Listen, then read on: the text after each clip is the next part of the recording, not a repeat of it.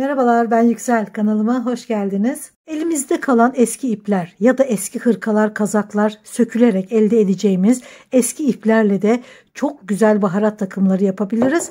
Kavanoz giydirebiliriz. Tabii ki bunu başka amaçlarla da kullanabilirsiniz. Benim yapacağım şu anda baharat takımı ve hiç para vermiyorum. Elimdeki ipleri değerlendiriyorum ve elimdeki kavanozları değerlendiriyorum. Hiç para vermeden evime, mutfağıma çok şık bir baharat takımı yapıyorum. Mesela bu ip bir giysiydi. Birkaç senedir kullanılan bir giysiydi. Söktüm, yumak haline getirdim.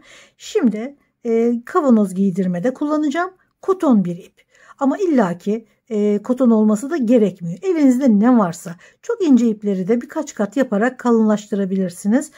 Cinsi çok önemli değil. Önemli olan kavanozları şık bir şekilde giydirip mutfaklarımızı güzel güzel süslemek ve üstüne üstlük bu sizin el emeğiniz olursa çok daha keyif verir bence. 3,5 numara tığ kullanıyorum. Tabii ki bu ipime göre seçtiğim bir tığ numarası. Siz de kendi ipinize göre hangisi hoşunuza giderse biraz örün bakın. Onu kullanırsınız. Sihirli halka içerisine 2 zincir çekiyorum. Yarım trabzan örüyorum. Bir kere de çıkıyorum. Bir kere de çıkıyorum. Bu yarım trabzan dolayarak ördüğüm için. İlk başta çektiğim 2 zincirle birlikte 12 adet yarım trabzan örüyorum sihirli halka içerisine. 12 yarım trabzan ördükten sonra ilk çektiğim 2 zincirin üsttekine bağlıyorum. Gene 2 zincir doluyorum. Aynı ilmeğin içerisine bir tane daha örüyorum. 2 tane oluyor. Aynı ilmekte doluyorum. Yanındakine doluyorum. Tekrar aynı ilmeğin içerisine, yani her ilmeğin içerisine 2 kere batarak 12 trabzan, yarım trabzan 24 tane oluyor bu sırada. Her ilmeğe 2 kere.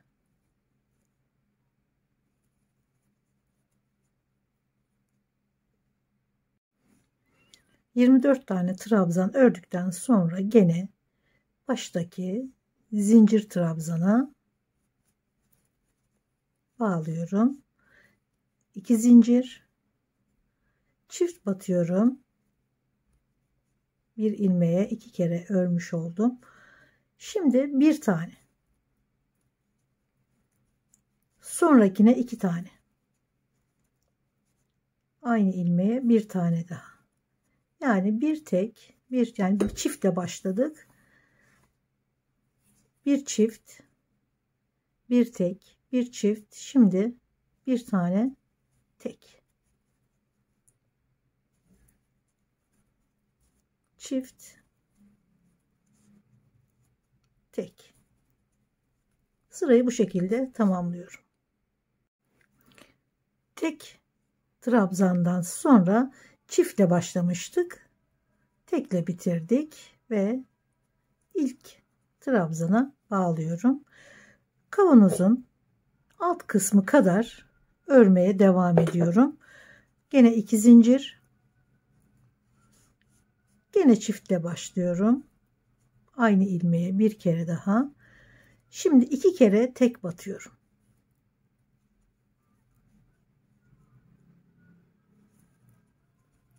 İki tane tek trabzan. Şimdi çift. Bir tek, bir çift örmüştük. Şimdi bir çift, 2 tek. Çift. Şimdi 2 tane tek. Yanına. Şimdi çift.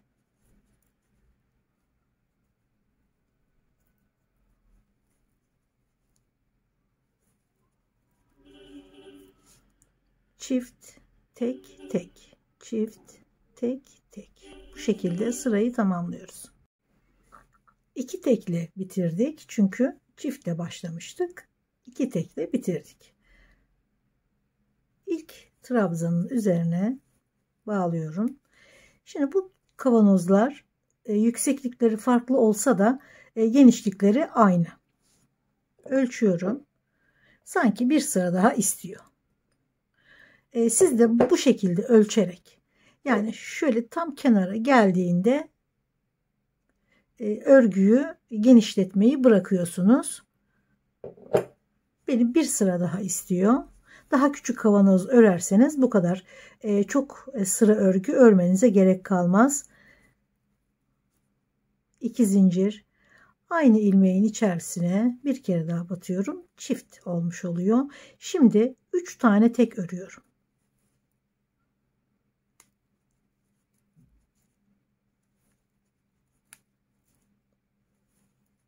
Üç tek, bir çift.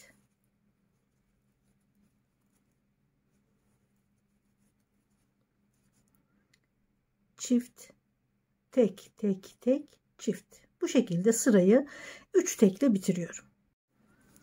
3 tekten sonra bir ikinci zincirin içerisine bağlıyorum.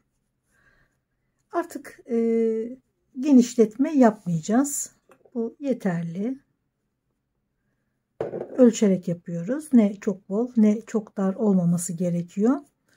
Şimdi artık arttırma yapmadan düz bir şekilde örmemiz gerekiyor. Gene 2 zincir doluyorum. Bir kanadını alarak örüyorum. Her ilmeğe bir kere batarak şöyle içte kalan ilmeğin içeride kalan kanadına batarak sırayı tamamlıyorum.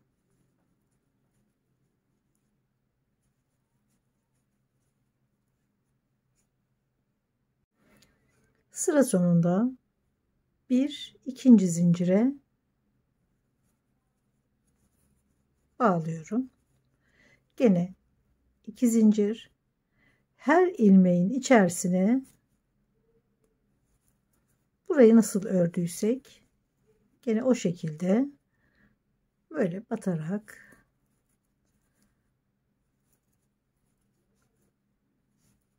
yarım trabzanlarla sırayı tamamlıyorum.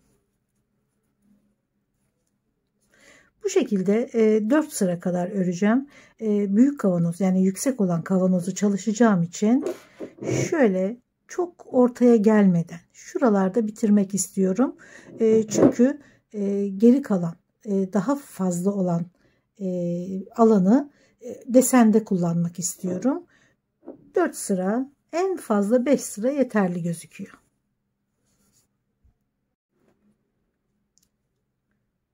Görüldüğü gibi kavanozun 4'te 1 kısmı kadarını bu örgüyle ördükten sonra şimdi daha hafif bir örgüyle devam edeceğim.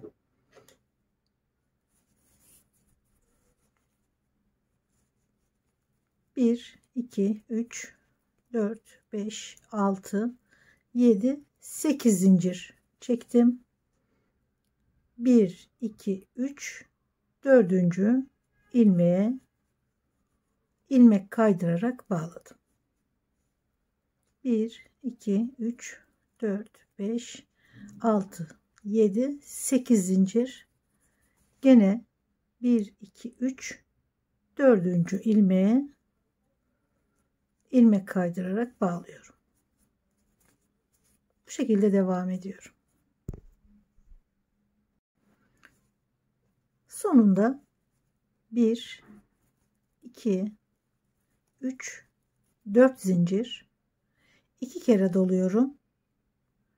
Şuradaki başlangıç ilmeğine 1, 2, 3 kere de çıkıyorum. Tepede kaldığım için tekrar bir tane daha bir boşluk oluşturmuş oldum. Şimdi 1, 2, 3, 4, 5, 6, 7, 8 zincir. Gene aynı boşlukları bir alttaki boşlukların üzerine bağlayarak örüyorum. 2, 3, 4, 5, 6, 7, 8. ilmek kaydırarak bağlıyorum.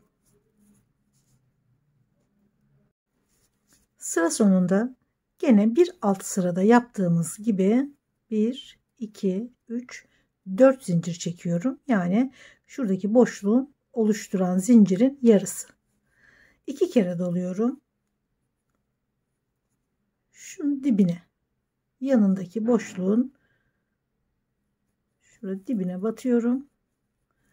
2 iplik alarak 3 kere de çıkıyorum. Gene 8 zincir çekerek boşluklara kaydırma, ilmek kaydırma yaparak devam ediyorum. Tabii ölçerek. Bunu hem baharatlık hem de tahta kaşıkları koymak için de kullanabilirsiniz. Çok amaçlı, istediğiniz yerde kullanırsınız.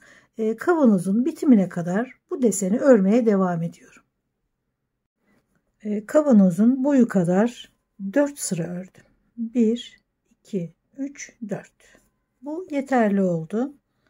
Tabii bu sizin hangi kavanozu öreceğinize bağlı. Şöyle şu ağız kısmına değecek kadar örgü yeterli. Şimdi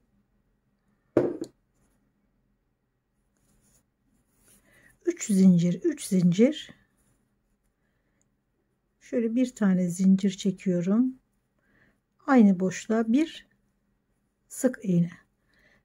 1, 2, 3 zincir. Her boşluğa bir sık iğne örüyorum. 1, 2, 3.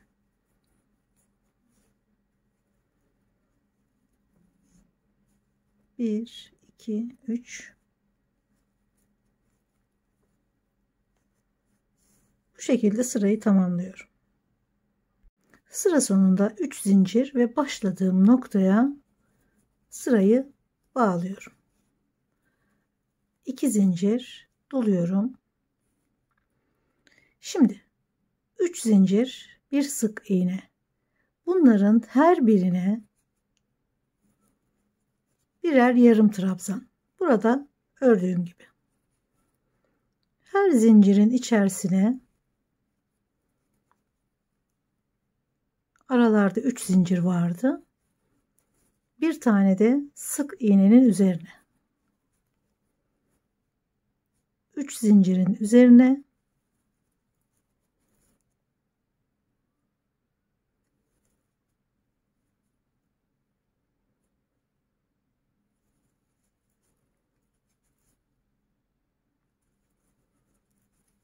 bir tane de sık iğnenin üzerine sırayı bu şekilde bitiriyorum.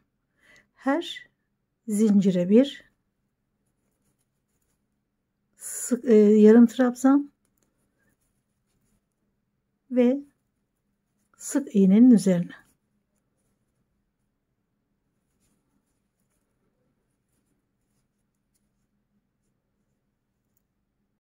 Sıra sonunda zincirin üzerine bağlıyorum. Şimdi bir zincir çekiyorum. 1, 2 tane atlıyorum. Üçüncü ilmeğe 5 ikili trabzan örüyorum. 2, 3, 4 ve 5. 1, 2 tane atlıyorum. Üçüncüye bağlıyorum. 1, 2 atlıyorum. Üçüncüye gene 5 trabzan.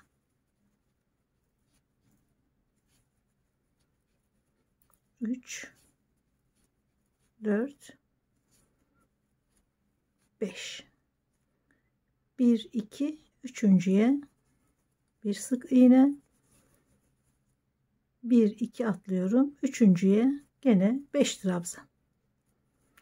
Bu şekilde sırayı tamamlıyorum. Örgüyü başladığım yerde bitirdim.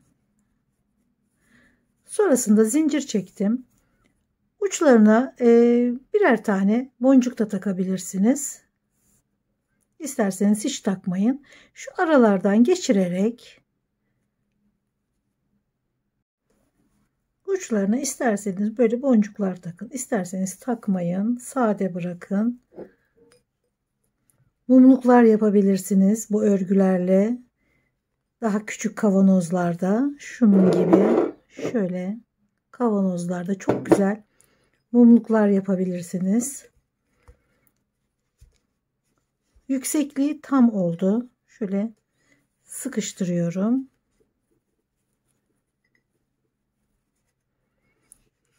Kavanozun ağız kısmını tamamen kapatacak şekilde